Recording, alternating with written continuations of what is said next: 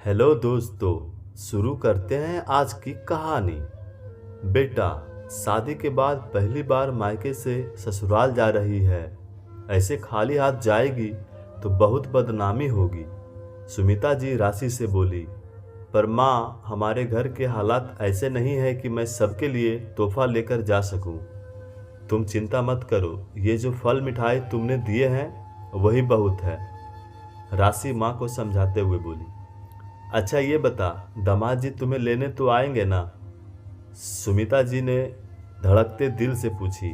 हाँ माँ, कहा तो है, निकल गए हैं घर से, आ ही रहे होंगे। कहकर राशि अपना सामान पैक कर निकुंज का इंतजार करने लगी। राशि के दिमाग में बहुत उथल पुथल चल रही थी।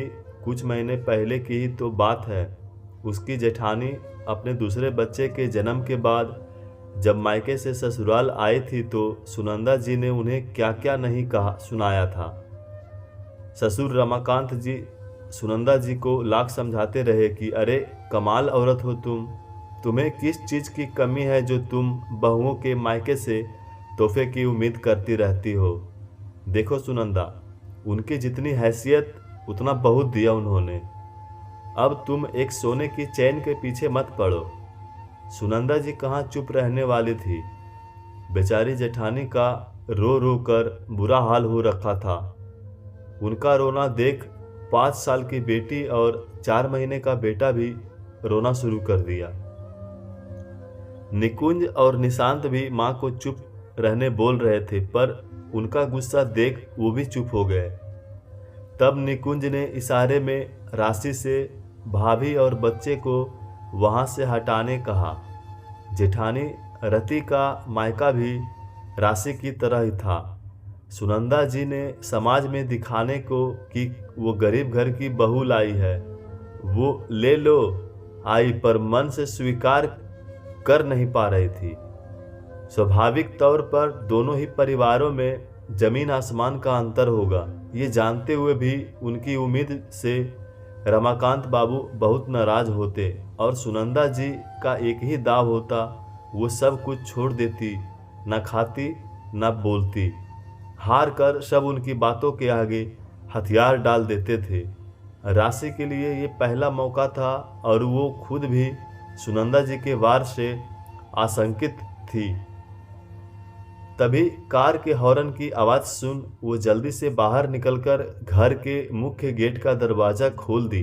देखा तो कार में निकुंज के साथ रमाकांत जी भी आए हुए थे। खुद को डरते डरते संभालते हुए वे ससुर के पैर छूकर घर के अंदर आने का न्योता दी। सुमिता जी समधी को देख आश्चर्यचकित हो गए। ऐसे अचानक उनका आना उन्हें समझ नहीं आ रहा था। निकुंज घर के अंदर आया तो साथ में बहुत से थैले लेकर आया। समधन जी, आपसे एक बात करनी थी, इसीलिए बिन बताए आ गया। देखिए, बात सुनकर मुझे गलत लग मत समझिएगा। जैसे निकुंज मेरा बेटा है वैसे ही राशि मेरी बहू है। मेरे घर में एक हिटलर रहती है जिसका डर हम सबको बहुत होता है। कहने को तो वो मेरी धर्म पत्नी है, पर क्या करूं, जब वो सिर पर सवार हो जाती है तो फिर जल्दी उतरती नहीं।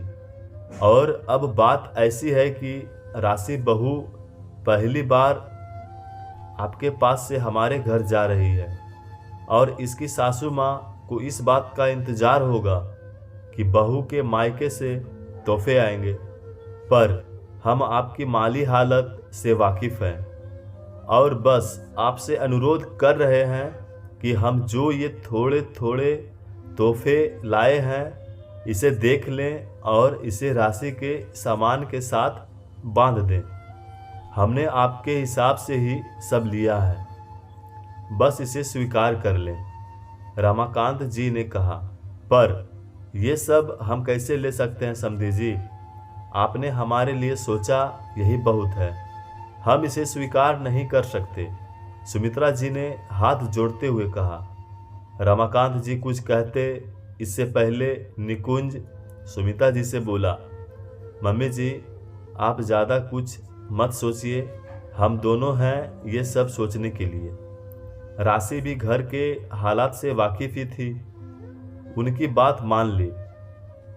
तब निकुंज ने बताया, बहुत बार वो लोग भाभी की भी ऐसी ही मदद कर देते हैं परिस्थितियां देखकर, पर अब इसका हल मिल गया है। तुम चिंता मत करो, सब ठीक हो जाएगा। सुमिता जी रमाकांत जी को हाथ जोड़कर बस इतना ही बोल पाई। राशि के पिता नहीं है, पर आपके रूप में उसे एक समझदार पिता मिल गए। मेरी बेटी के लिए अब मुझे कोई डर नहीं रहेगा। समधिन जी, आप राशि की चिंता ना करें। सुनंदा की इन आदतों से हम भी परेशान हैं। बस एक बार मौका मिल जाए उसे समझाने की कोशिश करूंगा। जब ये उसका ही निर्णय था कि उनकी बहुएं उनके हिसाब से आएं, हमने मान लिया। और संयोग से दोनों बहुएं बहुत समझदार हैं। एक दिन आएगा सुनंदा खुद इनसे कहेंगी, मायके से तोहफा लेकर आने की जरूरत नहीं है, बस जाकर जल्दी आना। रमाकांत जी कुछ सोचते हुए बोले, राशि अब शांत मन से ससुराल के लिए चल दी, क्योंकि अब सासू माँ के तानों का कोई डर जो नहीं थी।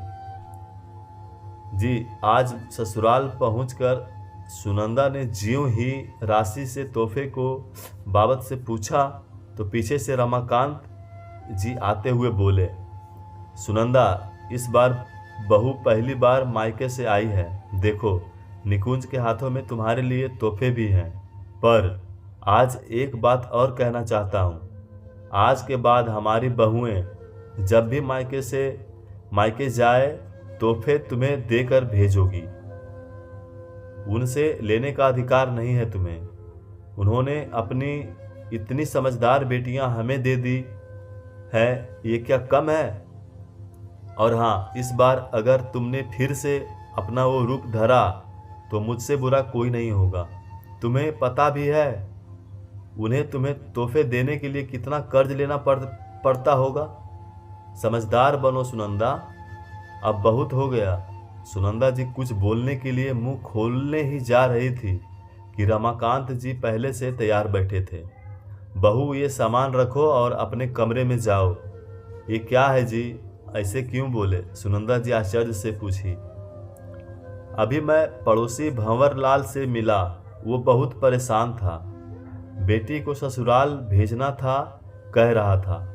बेटी के ब्याह में इतना कर्जा लिया, अब फिर ससुराल वालों के लिए तोहफा देना। बताओ, रमाकांत, बेटी का बाप होना कितना दुखद है। बेटी भी दो और ससुराल वालों को हर बार तोहफा भी, हम तो बर्बाद हो जाएंगे।